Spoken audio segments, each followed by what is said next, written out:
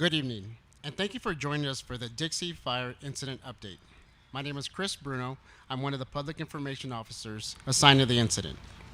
This evening, you will be hearing from various experts in their field, updating you on recent evacuations, fire activity, and weather. If you have any questions for our speakers this evening, please submit them in the comments section below. First, let me bring you the latest numbers regarding the Dixie fire. The Dixie incident is currently at 919,300 acres with 59% containment. There are currently 4,753 personnel assigned to the incident. I'd like to introduce our first speaker. Please welcome incident meteorologist Benjamin Bardis.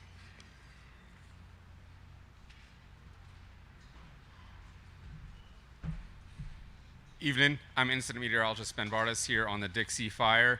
I'm here on the Dixie Fire to forecast weather specifically for the Dixie Fire to mainly support firefighter safety and planning operations for the fire, because this fire, or most fires, are so big and so complex and influence weather to such a high degree that they actually need their own meteorologist on them. So folks like myself from the Weather Service will come and actually help the team here figure out what's going to happen here with a fire from a weather standpoint. And with that, going forward through the into the forecast tomorrow, we still have this high pressure system to our east in Nevada, and that's really going to create another hot, dry day over the Dixie Fire, looking at temperatures in the upper 80s to the lower to even mid 90s in some spots in valleys along the fire. And we'll also have relative humidities between 10 to 15%, so a little higher than maybe the past couple days with those relative humidities, but still very dry. Recoveries overnight with those humidities, maybe 30 to 40% or so. So overall, a pretty dry day tomorrow. Those winds that we've seen kicking around here there are still going to be terrain driven in the lower levels, meaning that valleys and hillsides will interact with the sun and get heated up at various times of the day and cause kind of some swirling or squirrely winds, if you will.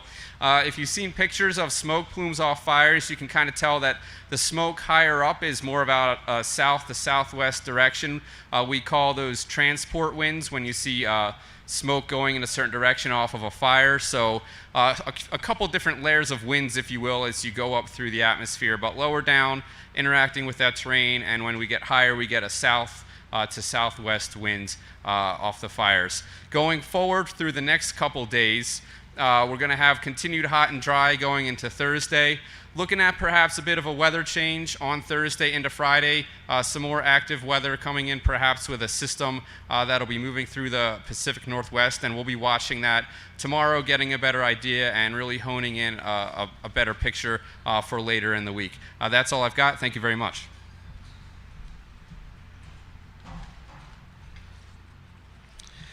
Next, we have Fire Behavior Analyst Chief Don Watt.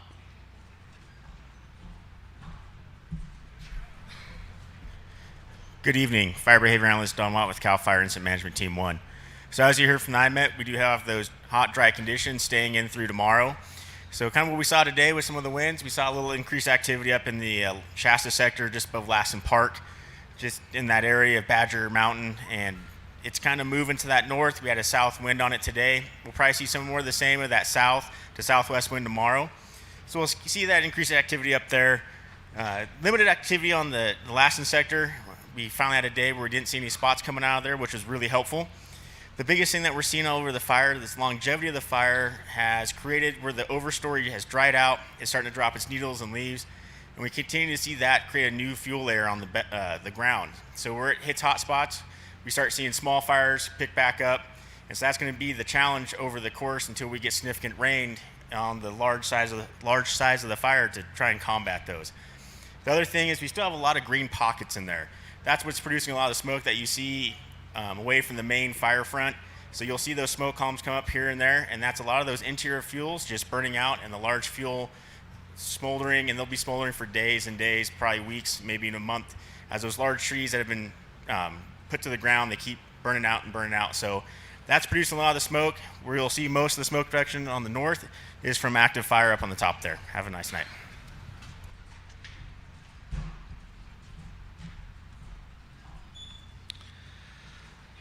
We'll now hear from Operations Section Chief for CAL FIRE Incident Management Team 1, Chief Tony Ronell.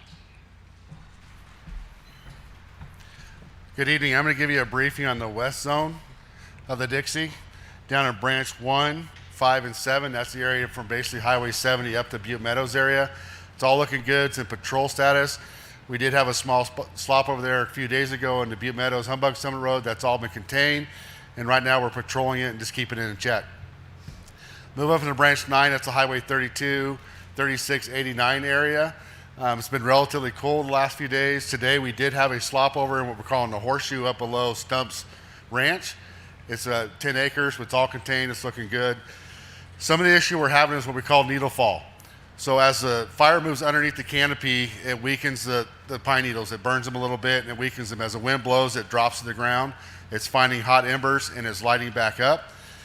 We'd like to patrol every square inch of this thing, but to put it in perspective, the amount of fire line we have, it can stretch from Oregon to Mexico. So it's very hard for us to get around 100% of this fire. So that's contained, looking good in here. Moving up to Branch 13, that was our little problem today. So up in the last National Forest, we had this little area coming here. There's a peak in there that had a previous burn scar. It came out of that, burned around it, it hit our primary line, and it started moving off to the west, which is in Badger Mountain right now and Badger Flats. We're trying to contain it within the primary, but we do have spots over our primary line, but it's within our secondary line. So we're improving our secondary, going direct when we can on the fire to keep it moving in from Old Station and Hat Creek. So we have plans in place, people in there, we're moving a lot of resources to keep it from going to those areas, so we're monitoring that very, very closely. Moving into Branch 16. This gave us a little bit of problem yesterday where it ran out towards 44, got in a spot fire. That's all contained now, it's buttoned in. We're heavily mopping that up. We're gonna have some guard crews in here tomorrow that are gonna help us get that buttoned up on that side over there on the 44 corridor. Division S and T, that's the A21 road, looking very, very good. No issues in there the last few days. In the Almanor and Westwood area, we're having an area in this dry lake bed right here. That area is basically peat moss, so it's dried up, it's usually wet, and it's several layers of organic material that keeps on skunking underneath it. So there's some spot fires in there, but we're keeping people in there actively doing it. We know you're gonna see some smoke, but keep in mind we're there in there 24/7 looking at that. Along the 36 corridor, we're looking very good up in the Susanville area. Moving down into the 395 corridor into Janesville. Janesville's looking very good. We're continuing to mop up in there. It's had some heat for the last couple of days, but we're making good progress into Janesville. On the 395 down between Milford and the old Beckworth burn, it got very active in there last night. The winds usually hit in there about 2 or 3 in the afternoon. The winds hit about 8 o'clock last night and they were active until about midnight. There was a pretty good firefight down there, but there's no structures lost. This finger coming out here on the left flank of this finger going down to the Squaw Peak area, we have dozer line directly on the fire line, and we have hose line in there, and it's all being contained. We had a 120-acre slot fire the day before yesterday. That is contained. We're aggressively mopping that up because there's about a 50,000 acres area in here that can still burn that's outside the old Walker scar. And if that gets established, then you're worried about Milford. So we're aggressively getting in there and mopping that up. You'll get further on that area when the east side makes their presentation. Thank you.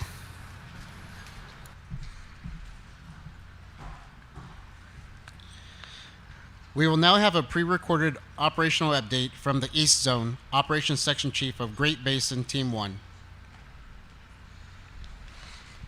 Good afternoon, Ian Satterfield, Planning Ops Trainee. I'm going to go over kind of what occurred today and what the plan is for tomorrow. We'll start in Oscar. Again, a lot of good work got done in there. Everything held. They've had no issues in there. They'll continue to patrol, mop, and get more and more depth into their mopping operation. Moving around into Papa. The plan tomorrow is we're going to be moving a couple of shot crews around. They're going to start on this westerly edge and go direct on that, bringing it up to the top of the escarpment. Today, the only thing that there was in there was a couple of different little smokes in there that were sitting right along the retardant line, but the retardant line was still holding it in place.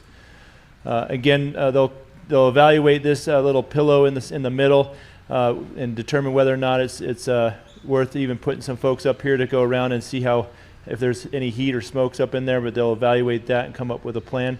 And then on this side, it's already touched into the Beckworth fire. Moving around into QQ off of Dixie Mountain, the crews were up there holding the hand line. They've had no issues today, as well as you come around the dozer line down into the bottom. Crews continue to improve and hold the direct line that goes over from the 01 and the Dixie Valley over to the 117, as well as they were continuing to improve that contingency line that goes down through the Horton Valley area and ties back into the 117. The structure protection folks, again, were in here mopping up around the structures, as well as improving the roads in here. And the other contingency folks were continuing to work on the dozer line that would connect the Beckworth Horton, or the Beckworth Milford Road back over to the Sugar Fire, as well as down through Dada Canyon and then tying it back over into the Sugar Fire as well. So having two different contingency lines in play. Again, we had the masticators working their way down the Beckworth Milford Road, continuing to gain depth in there. Still a few more days worth of work in there. Structure group was also embedded in here in the Grizzly Heights area, continuing to do prep work in there. Lots of chipping going on in there. As you work up here in Turner Ridge, no issues. Crews were mopping up. Working over into Romeo. Again, crews all day today were mopping and getting depth. Last I heard, they were about 150 feet mopped up in this whole Romeo section. So things are looking really good. They're going to gain more depth tomorrow in there as well. Working into Division UU, lines are in place if contingency-wise if we need it.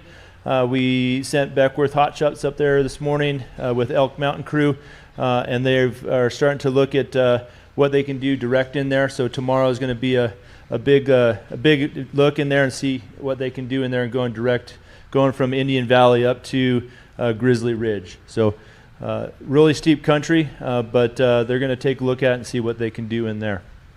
Working into Genesee Valley, again, the crews are mopping up around those structures.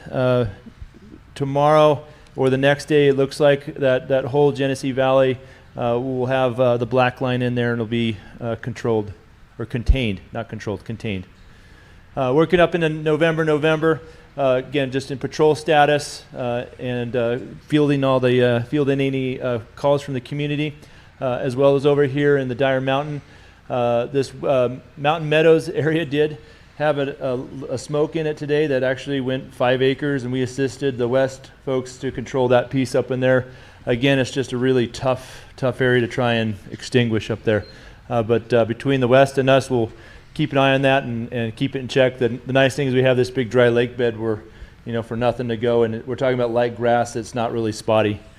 Working down into WWXX again, in patrol status, and no issues in there today. Again, we'll have folks out there doing the same thing tomorrow. And that is end of report. Thank you. Go to safety. We will now hear from Lassen County Sheriff Office, Sheriff Dean Rowden. All right, good evening, everyone. I want to give an update on warnings and orders. So we were able to reduce or remove some warnings today in the area of Westwood. One of the zones was immediately north of Westwood and one east of Westwood. And for current evacuation orders and warnings, go to community.zonehaven.com. I want to mention a couple other things. So last night, as operations said, that fire moved down from the escarpment into that Hurlong area. The crews out there, the dozers, engines, ground crews did a phenomenal job out there. I was out there watching their work, and that fire was moving rapidly. They did a great job out there protecting structures and also stopping it from crossing Highway 395, which was key. We know that most of the primary residential areas in Lassen County affected by orders and warnings right now are Milford and Hurlong, and we're the firefighters and the crews are working hard to protect those areas, and we're going to keep reviewing those orders and warnings each day and want to try to get people home as soon as we can. A couple of things. Today we had a fire in Janesville, unrelated to the Dixie fire, but Janesville Fire, CAL FIRE got there and put it out rapidly. And I just want to remind everybody that any fire in our current conditions can be catastrophic. And right now we have a system-wide power outage for Elm Mud, and it again is unrelated to the Dixie fire, but I know people are using generators to power their homes, and it's really important that everyone does that in a safe fashion to keep from starting additional fires. Again, I want to thank all the firefighters and personnel working on this and all the other fires around the state of California. I know people are tired. This has been a long fire and a very long fire season already. I know they're becoming frustrated, but this fire really is nothing like we've seen before. I encourage everyone just to be patient, be kind, and be supportive of each other. Thank you, be safe, and God bless.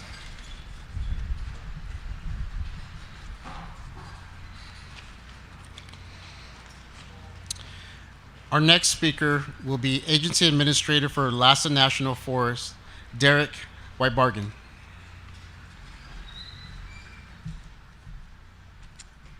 Good evening, everyone. My name is Derrick Bargain, the Agency Administrator for the Lhasa National Forest. I've been here for a few days to cover for Forest Supervisor of the Lhasa National Forest, Deb Bumpus. So it's a pleasure to speak with you all today. I've had a few observations, just want to reflect back, my very short period of time here. And those three things are, just the simple scale and duration of the impacts that you all are facing is taken very seriously, very seriously. My heart goes out to all of you who have been impacted by this. And then secondly, the incredible effort by this incident management team and all the people assigned to this fire is no small effort. They've put their hearts and minds into this to help everyone, and they're thinking about you as well. There's a great amount of coordination going on among entities to deal with this, and I really admire that. The communities here should be proud of that and what's going on for cooperation. And then lastly, we still got fire on the landscape. You heard it from the operations folks. We've got situations out there. There's been a ton of progress, and we still have a situation to deal with, and this team is making the decisions necessary to put the right resources, I know the map's not up there, but put the right resources in the right places to protect you and the values that you hold dear to you. So given that, you've got the impacts, you've got the efforts that are going on out there, you've got the fire situation, and I just really want you to know what I've experienced here, and that is on a daily basis, the strong level of coordination going on among everyone here with people who are assigned to this fire, our partners, cooperators, is incredible.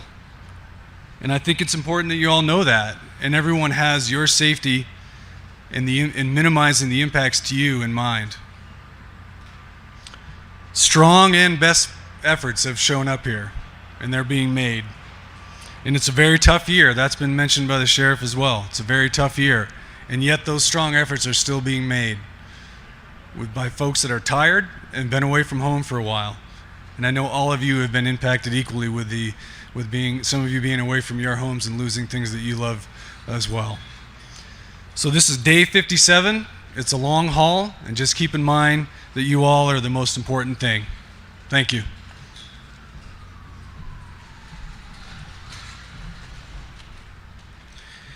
Please welcome Unit Chief for Lhasa Modoc Unit, Chief Scott Packwood.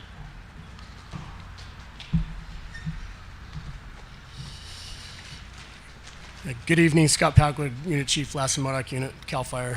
I'm going to talk about a lot of the same things that Sheriff Groudon talked about tonight. One of them being the power outage that happened locally here in Susanville. Since the beginning of the incident, Elmed has not been receiving the normal power due to the damage to the power lines from PG&E. So much of the local area has been running on Honey Lake Power. They had a mechanical issue today, so they had to shut down. To restart that power plant, it takes some energy from PG&E to heat up the boilers and get it going again. So they have to divert power from the Hat Creek line over to Honey Lake, and that requires them to divert a certain amount of power over to the Honey Lake Power Plant to get it going so they can restart. So they're working on that, and hopefully that'll be up and running again, possibly as early as sometime tonight. No guarantees. Get back and when they get back to us, we'll know when that's going to happen, but as of right now, we don't. Secondly, as Sheriff Groudon said, we had an unrelated structure fire on Dirt Pine Street in Janesville, resulting in the loss of one garage, damage to a residential structure, and at least 2 vehicles. The cause is still under investigation, and I'd like to thank the response of the local departments, Janesville, Milford, Susan River, as well as many of the cooperating agencies that are working on the Dixie fire that quickly responded to contain that structure fire to just the property involved. And lastly, we'll talk about generator use while the power is out. Be sure while you're using your generators at your residence or your personal property that it is in a safe location. It's well ventilated. It's away from any flammable materials, such as close to being next to structures or walls or building materials. It's clear of any flammable vegetation. The exhaust is well ventilated. Also, it needs to be properly wired or using the proper gauge extension cord if you're just running certain appliances or keeping your freezers or refrigerators on. Make sure you have adequate extension cords that are rated to power that equipment or that appliance. And lastly, when you go to refuel your personal generator, make sure that it's cooled off. You're safely putting fuel back in it without spilling it onto the hot engine that could cause a severe injury if it ignited and caught on fire. So be careful. We know it's a very big inconvenience when the power's out, but operate your generator safely and maintain that safe operating area. Thank you. Good evening.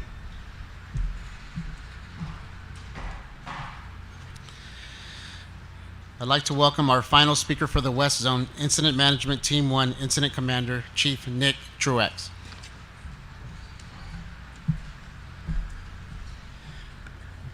All right, good evening, and thank you for joining us again. So, as previously stated, the incident now 919,300 acres, 59% containment. So we get a lot of questions about what the containment is and what that means. So with 919,000 acres in the size of the fire that we've got, that's approximately 795 acres of fire perimeter. 328 of that are we consider open line, and about 467 of that currently is what we're considering contained. So I just kind of want to go over that a little bit because we do get a lot of questions. So I'll go over to the map here. All right. So what we consider contained line is this black line that you see along the map. So when you look at our maps each night, you see all that black line on there. And you've probably heard our operations chiefs talk about that over the weeks. So those are areas that we've been through. Fires, we've cold trailed it. We're mopped up several hundred feet in. We've had hose in there. We've been able to mop it up, and we're unable to find any hot spots either by troops on the ground or even our IR flights that we do throughout the day and night. It kind of depends on where we're at, but with this season, we like to see 300 to 500 feet at least before we're comfortable calling that contained. Some of the stuff that you get up in here, we're so blown out with the size of this fire and the size of the map that we have to use. Some of this line that you see isn't necessarily containment line; it's dozer lines. So on our maps, you'll see the XXXX. Those are dozer lines that are in. That's not contained fire line. So some of these areas, if you were adding it all up, are not contained fire line. They're just dozer lines, but we're not calling it contained yet. And the fire perimeter is all of this comes in around. So that's where we come up with that 795 miles of uncontained fire line that you go around. So that's kind of a simple explanation of how we get our percent containment. You're seeing that go up maybe 1 or 2%. That's because we're grabbing some containment each day, but the fire continues to grow each day. So we've been running, lately maybe gaining 1 or 2% a day. We're hoping to see that start going up a little bit. The next thing I want to touch on is, and our ops chiefs kind of talked about a little bit, and they don't go into a whole lot of stuff. The sheriff touched on it a little bit on some stuff on 395, but I'm super proud of our ops sections on both sides, east and west zone. They've been out there and boots on the ground. So currently, our troubled area here in the west zone has been this north end east zone's been this south end, Dixie Valley, and then running out here towards 395 in the Hurlong area. So up here we have a few hotshot crews in, and they've been kind of trying to get, this is our primary line, this is our secondary line down through here. So we've got these lines in, and when fire gets in with those boxes and we can't get around those spot fires, then we'll take it out to these lines. So they're working all of these lines constantly, and they've been doing that here for a couple weeks out here on 44. The last few days we've had spot fires each day. Last report, that actually is held good tonight. Last night down in Janesville, as many of you know, 395 was shut down for a few hours last night. When that fire decided to get up last night about this time of the night, we had fire 30 to 40, 50 feet high sheeting across the brush through there, went right across a 10-blade wide dozer line, hit 395, got a few spots out in front of it, the engines and stuff. Dozers were able to pick that up, and it settled right out by, I don't know, about 10, 11 o'clock last night, and then they were able to get the road open by 1 o'clock in the morning. And so that was kind of an incredible fight down there last night. Similar situation down in Dixie Valley the night before. All night long, the troops were in there doing structure protection. Unfortunately, a few were lost, but doesn't sound like as many as originally thought. As IC Evans Quo said last night, they'll be in there tomorrow with doing the damage inspection. They'll get that reported to the county and out to you folks.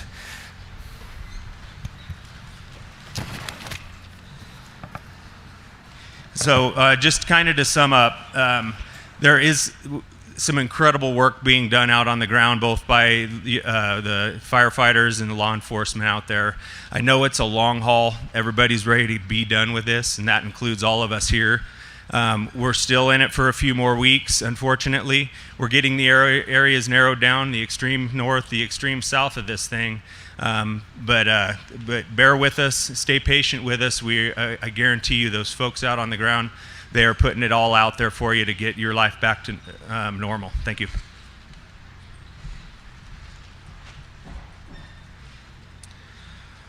Most of the questions were answered tonight during our presentation from our speakers. We do have a few outstanding questions. I'd like to welcome back Operations Section Chief for Incident Management Team 1, Chief Tony Brunel. Okay, I got a couple questions. I'm going to cover one, but I want to read it. It's a little bit lengthy, but I think it's important to read the whole thing. With the column showing up and being visible from Big Springs, did the fire jump the line? We have been told that if the fire gets close, there will be engines nearby to protect our houses. We haven't seen any. Will there be more sent? If not, I will stay and protect my house. So yes, the fire is outside our primary line, but still in our containment lines, if you heard Chief Truax said. But we still have some things. Right now, the closest spot fire outside our line is 7 miles from Old Station and roughly about 6 miles to Big Springs. So, and most of the time the fire has a tendency to go there and kind of go to the west, so I think Big Springs is kind of out of the picture. The problem I have with that note is, if they don't see anybody, they want to stay.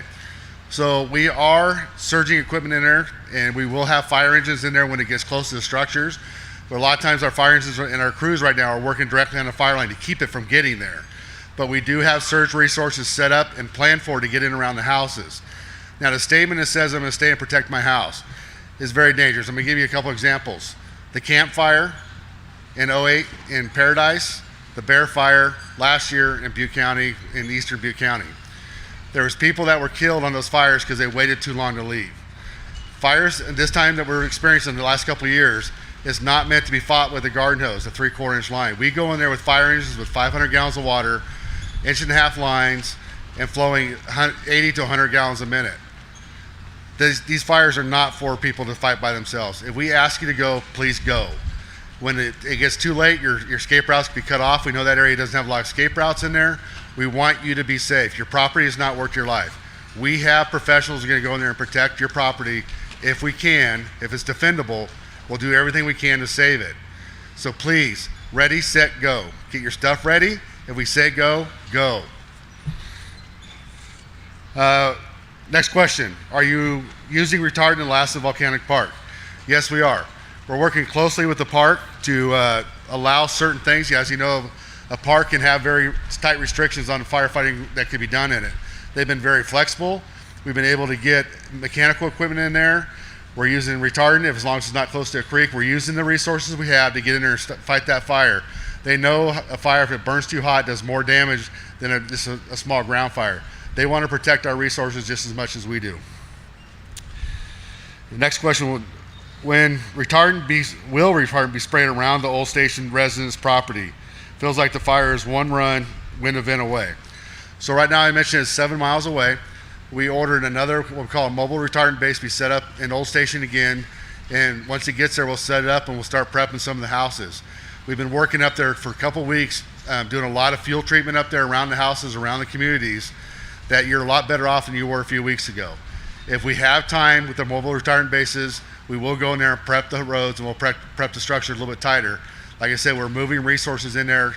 You'll start seeing a lot more in there tomorrow, preparing for if the worst case scenario that goes into Old Station, we are ready for it to get in there. Thank you.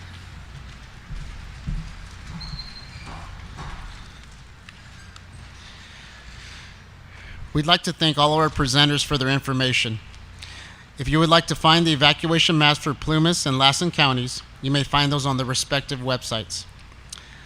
Incident updates will be provided at 7 a.m. and 7 p.m. We will continue to provide the Facebook and YouTube Dixie Incident Update every evening, and we invite you to join us tomorrow for the live stream briefing of the Great Basin Team 1. The live stream may be found on CAL FIRE Lassen MODOC Facebook page, the Plumas National Forest Facebook page, or the Lassen National Forest Facebook page. In the meantime, you may go to InsaWeb and search under Dixie Incident for the latest information. After this presentation, a QR code will appear that will link you with the evacuation maps. You may also go to CAL FIRE homepage at www.fire.ca.gov. Please continue to follow social media platforms for the Lassen National Forest, Plumas National Forest, and CAL FIRE LMU. We appreciate your time this evening and thank you for joining us.